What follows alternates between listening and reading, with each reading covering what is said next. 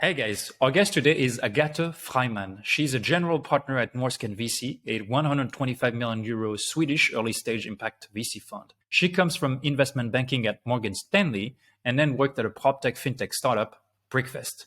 In today's show, we will discuss with Agate the state of climate tech in the Nordics, the correlation between impact and financial returns, and what does the recent economic slowdown mean for climate, the biggest learnings from raising Norrsken and investing in 41 companies.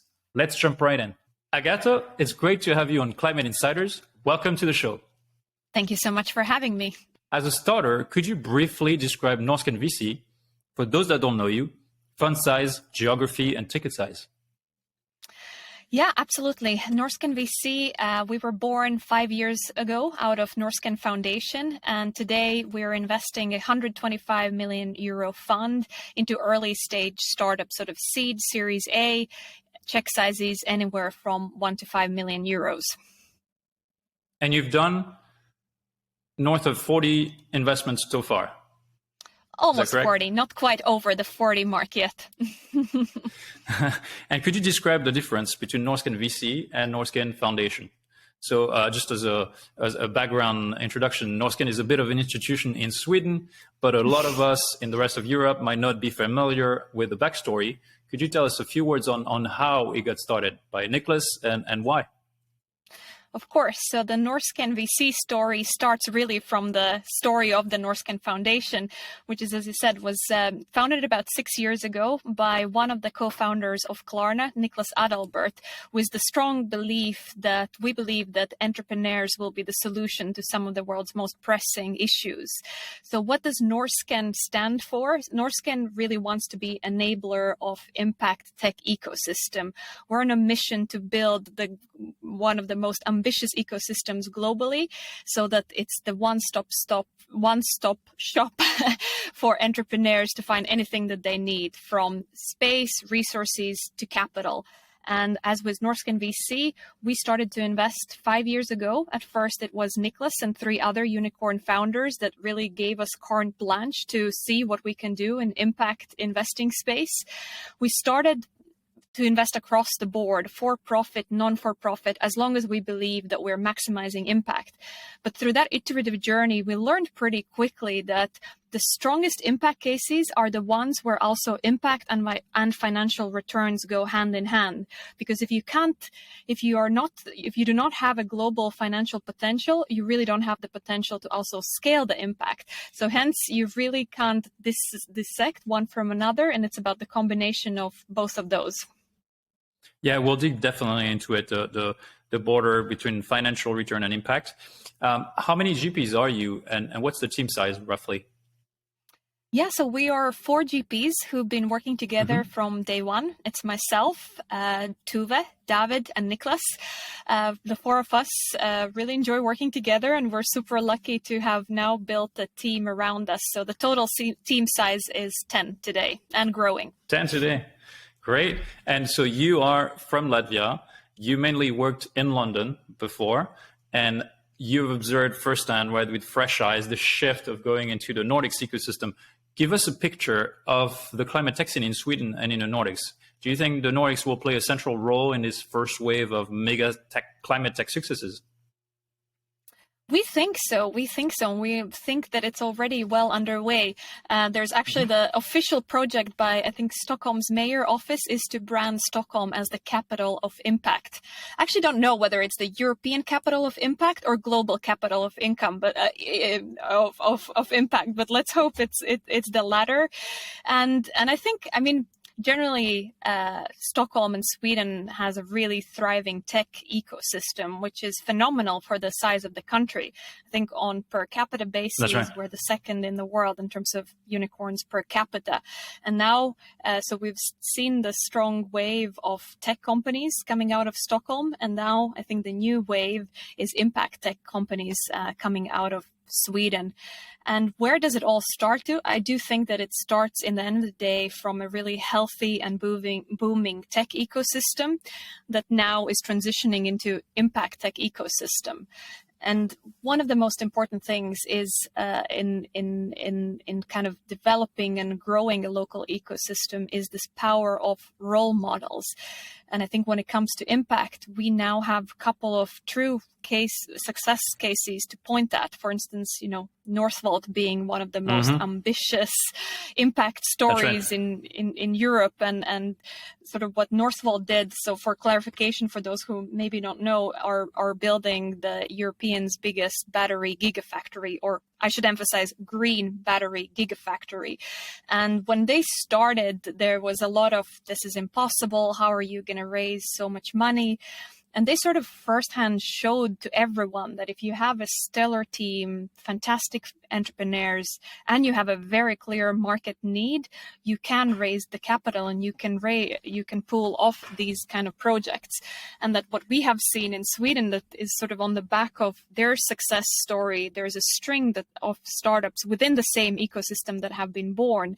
Einride, we're an electric trucking company, Heart Aerospace, electric airplanes, to Candela, Ekshore, electric boating companies. So it's a very real example of how one success breeds the next one and sort of creates an ecosystem in itself around it. Right, and it's not just startups, it's also funds. I wanted to list with you all the funds that we are aware of from the Nordics. So I can start. Norrsken VC. There's Pale Blue Dot as well. There's 2150, which is more Danish/UK based. There's Climentum Capital, yours truly. There's Nordic Food Tech from Finland, which is more of a food fund. There's Voima Ventures from Finland, which is also biotech, life sciences, medtech. And Almi Invest, which is the Swedish public fund.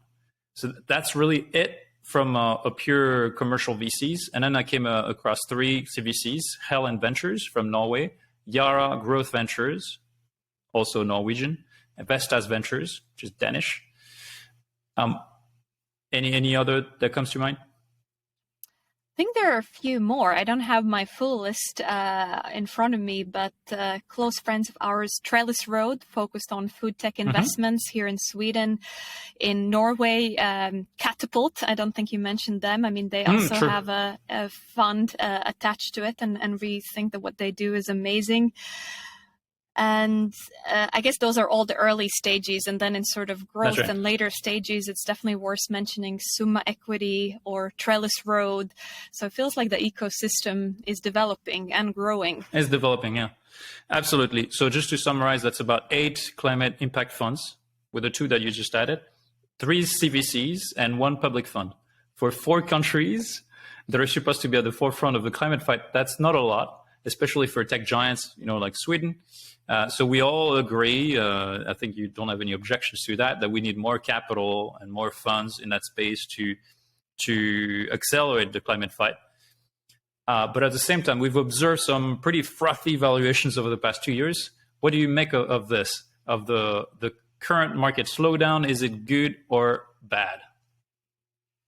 Yeah, I mean, right now, sort of, just catching up with industry colleagues, reading the headlines, watching the stock market, it's sort of a lot of reasons to start to feel gloomy. And generally, sort of every time you go on your LinkedIn feed, yet another fund, you see that yet another fund has, sent out their Downturn letter that now seems something letter. That...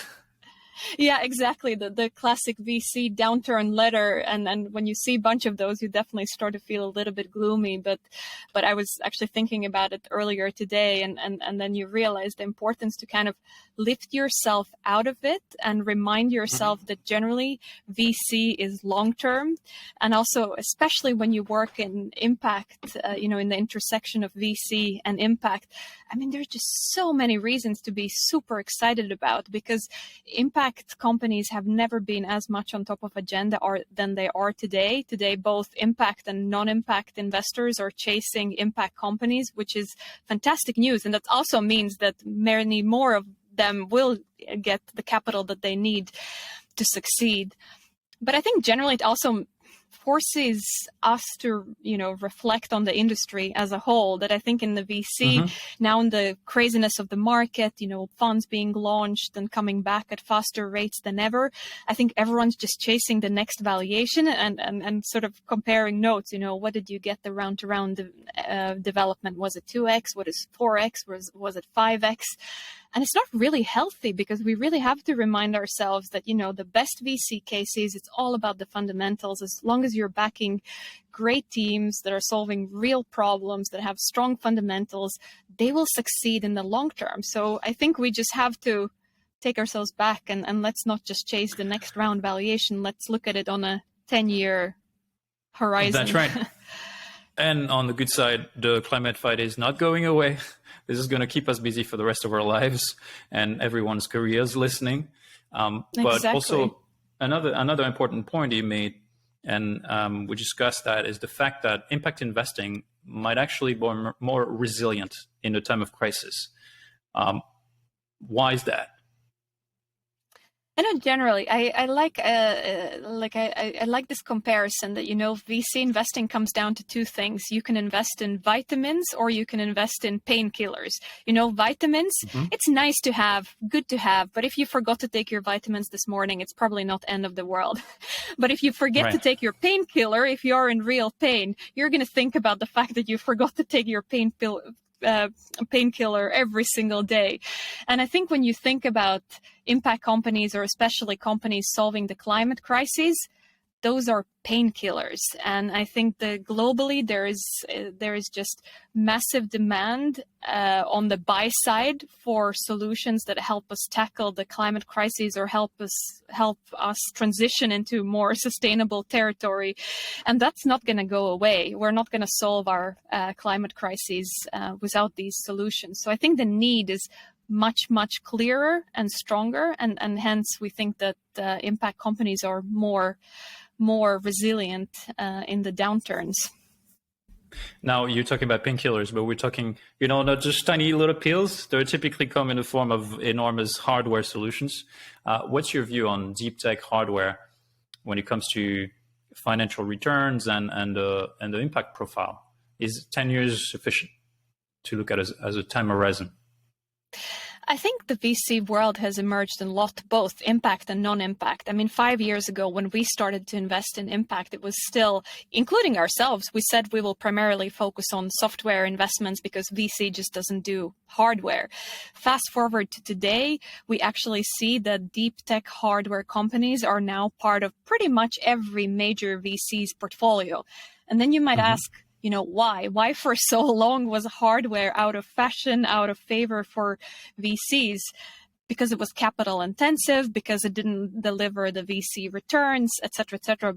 But today, a lot of the hardware, especially the hardware that we invest in, has this pent up demand where, yes, you're taking a lot of R&D risk, and you need a lot of capital to get through all your R&D milestones. But if you do that, you have an overnight market. So you're actually not taking the go-to-market strategy. I mean, it's just one example. Again, Northvolt, one of our companies, it's producing batteries. I mean, even if you combine all the world's supply, even by 2040, we're going to be 5x short of batteries for how much demand is out there. And we see that it has almost become a rule book for us when we invest in hardware. It's always this like, hey, is there this immediate pent-up demand? Do we and those are kind of the companies that we gravitate towards, is where you take no go-to-market risk, but you have the overnight multi-billion-dollar market. Precisely. Chris Sacca, hey, Chris, if you're listening, you said that you become an instant unicorn, on paper, if you manage to tackle and you have a tangible solution to one of the world's biggest problems, right? To remove billions of cows out of circulation, to transition millions of cars to hydrogen or to electricity, to equip airplanes with some hydrogen tanks. Instant valuation. Of course, the time to market will be much longer, but you do have the pent-up demand. How do you invest in a hard tech business? So every investor understands the need, but they might not have the processes or the culture Do you consult external advisors? Do you have technical committee, or do you use scientists? I mean, the Norrsken family or the ecosystem is pretty big. So yes, we always access experts that we need to evaluate any given case. But to be honest, it's not that different, hardware or software investing. It all boils down to the founders. And I would say that for sort of capital intensive hardware investments, maybe it's wrong to say the bar is even higher, but in some ways, one of the first boxes that these founders have to tick is, are you the type of founder that's going to be able to raise hundreds of millions of dollars? Because that's what it takes to take your product to market. So in a way, the one lens that even more so, like I think if you're in software, you can still you can get far with little. So hence people maybe are willing to give you a little bit more benefit of doubt, because sooner or later, your strengths is going to shine through KPIs, and that's going to allow you to raise the capital. With hardware, it's different. I mean, with hardware, you truly have to believe that this is a team that has what it takes to attract those dollars to scale. And could you give us one area? I'm always asking investors to get really in the back of their mind, understand how they deploy capital and their investing mentality. So this is a good trick, right? Give us one area where you have completely changed your mind over the last 2 years. So you believed in it and you've changed your mind, or the other way around. You didn't believe in it and now you do. Yeah, I actually was reflecting about it just the other day. Already 5 years ago, so it's always this bits versus atoms in the impact investing space, and you do realize that we're not going to solve climate crisis just investing in bits and software. You have to tackle the atoms. And 5 years ago, we were looking at a couple of carbon removal stuff, carbon capture, in different shapes or forms. And I was really, really skeptical, because at the time, it's capital intensive. I felt like we were the only investors spending time looking into these companies, and even though you should build your own convictions, sometimes it's a good pointer of if no one else is looking at it, then you should probably think extra hard if you're looking at the right thing. And I was really shooting down all the carbon removal cases that were coming our way. But fast forward to today, that's changed completely. And I think there are many reasons why it has changed. I think it's maybe because I like to call it globally, corporates, countries, individuals are making their net zero pledges. But the value chain to actually achieve a net zero pledge is really, really long, in the way you can say, you need to measure, you need to offset, and then you actually need the atoms that are going to take care of the offset. So there's a ton of opportunities to invest in across the whole net zero value chain. And at the moment, the bottleneck is the carbon removal, because there's so much demand for measuring, there's so much demand for offsetting, but we still don't have enough quality offsets in the world to feed all of that value chain. And hence, at the moment, we see a lot of VCs, including ourselves, looking for the next most promising companies in carbon removal, carbon storage, but all of that space that I didn't think looked very attractive 5 years ago. Absolutely. Just 2 years ago, it's funny how a vertical can turn into from moonshot to low-hanging fruit almost. Exactly. And now it becomes almost out of fashion again, because everyone wants to invest in carbon removal. So the shift can happen in a matter of 2 years. So to entrepreneurs out there, change your narrative as this desire changes as well. Is there any story you'd like to share of maybe one of the biggest learnings or failures since you launched Norrsken VC?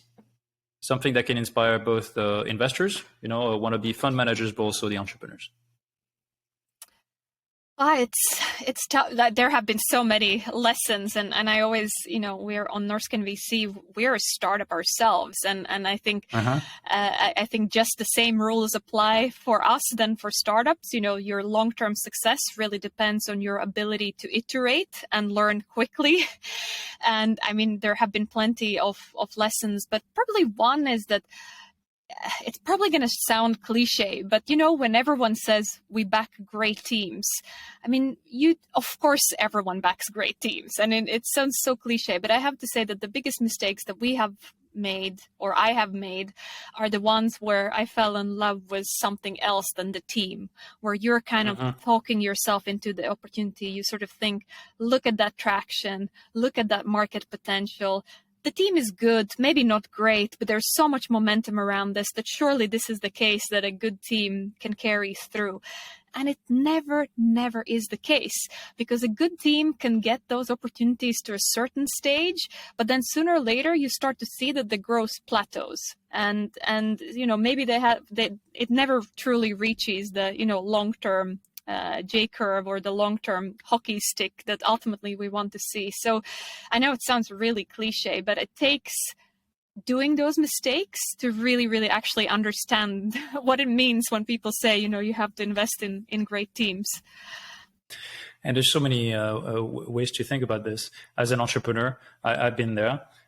You try to show the best version of yourself, right? An investor needs to leave the call being impressed because they've learned something from a founder, but also the level of grit, the level of determination. So you need to communicate. This needs to shine in those conversations. As an investor, it's exactly as you said, it's easy to fall in love with a solution, but the path to that solution might be, there might be 5 pivots along the way, or just an outlier team will be able to carry that through and find the right product market fit no matter what, when an average team probably will fall or trip on the first rock. Exactly. So it's as cliche as it sounds. It does all come down to the team. And I also get asked all the time, you probably do as well, how do we enable more people from more traditional industries, corporates, investment banking, or so just startups, right, fintech, HR tech, to transition over to climate?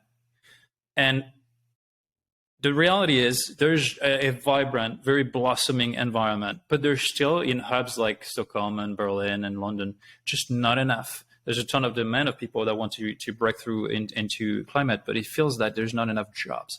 Do you have any tips or tricks to share?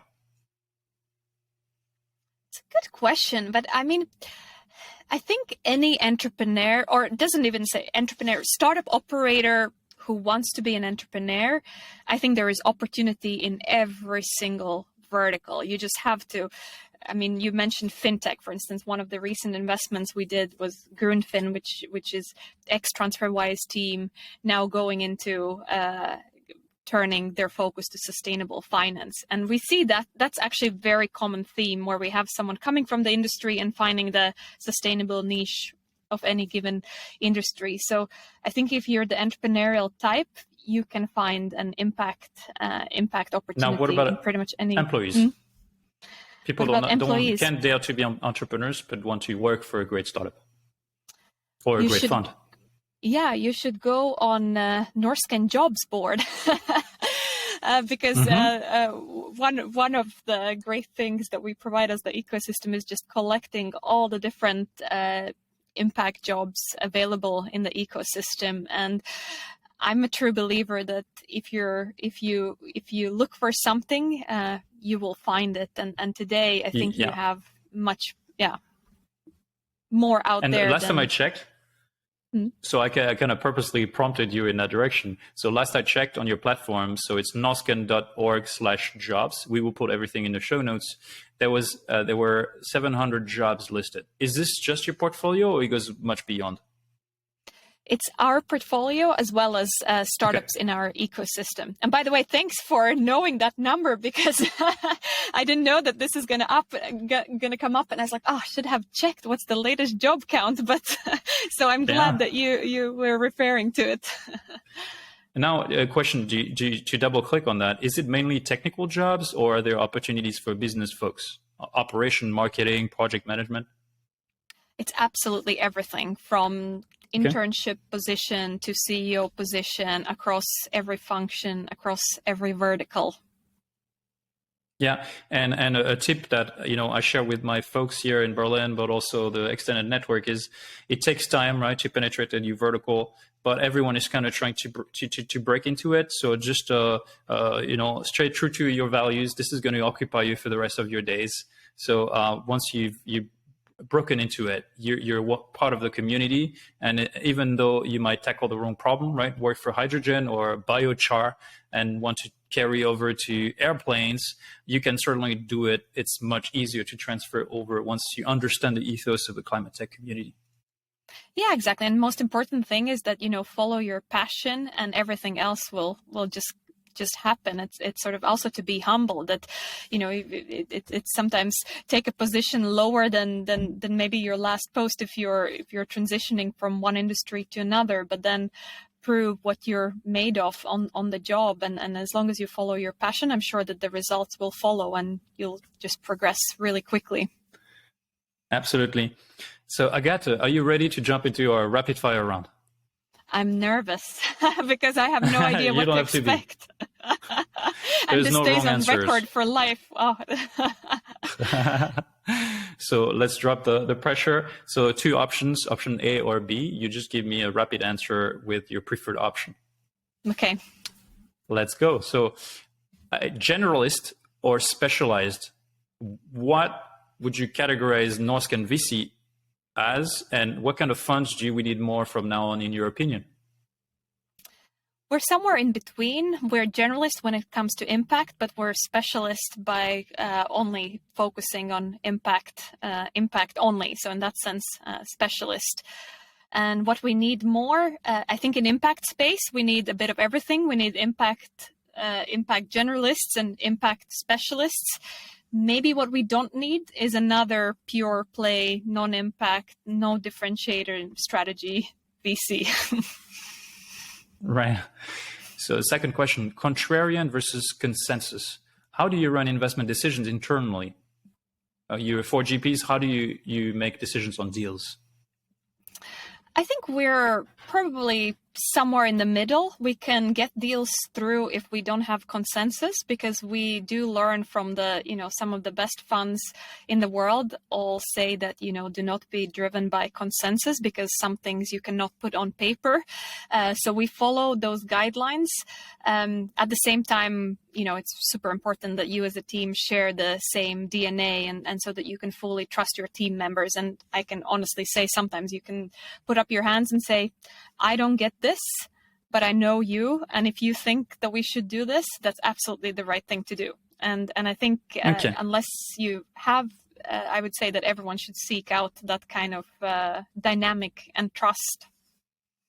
Is that a joker, or is that more common practice where one partner falls in love with a deal and then carries it through, even though one other GP might completely disagree? What do you mean by joker? Or a joker, does it happen once in a per fund, or is it more regularly than that? Every now and then. Okay. But it's a very powerful way to say that, hey, I don't get this. I don't like this for X, Y, then reasons, but you have full mandate to go ahead.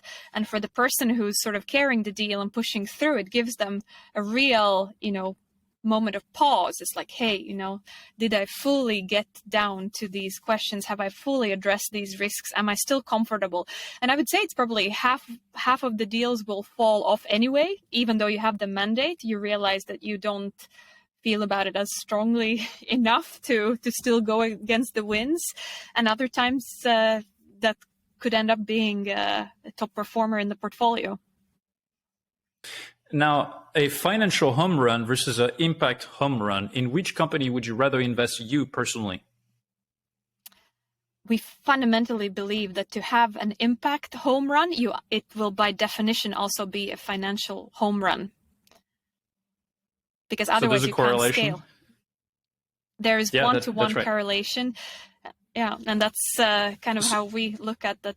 All the businesses we invest in, there is one-to-one correlation between revenue and impact, and you can't scale the impact if you don't have the revenue. So it's in that order, right? It's scale revenues and then impact will come. I guess so. or whichever way, It's, because in the end of the day, it is, yeah. Whichever way, okay.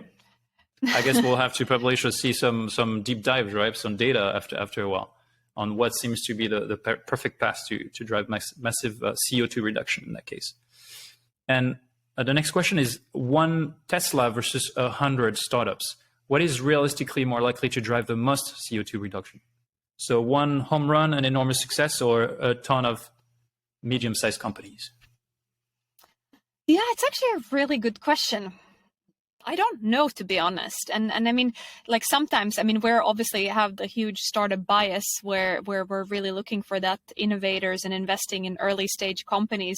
The devil's advocates will say that, you know, even if you made the old industries 5% better, you know, you would have a lot more impact than a lot of the early stage companies. The truth is that I think you need both. You obviously need the old industry to change, and you still need the innovation from startups. So Tesla versus a lot of small startups. I do think in the end of the day, you do need the home run to create a global systematic change, just like Tesla has now converted everyone to electric. And I think it's just embedded in our VC model that, you know, that a lot of companies that we invest in will stay small. But I would also say that we shouldn't underappreciate the indirect impact, because maybe you backed a great impact company, maybe it failed, but it's about what do those founders go on to do the next thing. You know, maybe they then create the home run, or did they inspire someone along the way, or something happened. So it's also, I think it's hard to put a finger on it, but we're also true believers that when you talk about impact, there is a lot about direct as well as indirect impact that is driving the change. That's true. It's hard to quantify. And since we're talking about the power law of startups, so one startup tend to, you know, return a fund or be an enormous financial winner. What is it of funds? Would you say that one enormous fund, let's say Norrsken scales to €1 billion under management, versus 20 medium-sized funds that are more local, what is more likely to drive positive impact in Europe? I honestly think you need both. It's never either or, and you need the big global players, but you also always need the close to the ground, small local funds, nano funds that are true specialists in what they do. So to LPs out there, fund both. Exactly. And to conclude this show, Agate, for people that would love to work for a climate tech fund, how can they break in and get that opportunity? So we listed the job board. They can certainly look at it, but what should they do to land the job? I mean, you really have to understand kind of where's your CV today and where you want to be. I think today, you know, a lot of VC investors, they want ideally some investing experience, maybe consulting experience or something in that area, but they also really want startup operators. And to be honest, I think that the entry is probably easier to become a startup operator, at least in the early days, and then transition into a fantastic climate investor if you're not there already today. Thanks so much, Agate. It flew by. It's been great to have you on the show and collect all your insights. And to all of you, don't forget to subscribe if you want to hear for more top climate fund managers. And until next time, thanks for tuning in.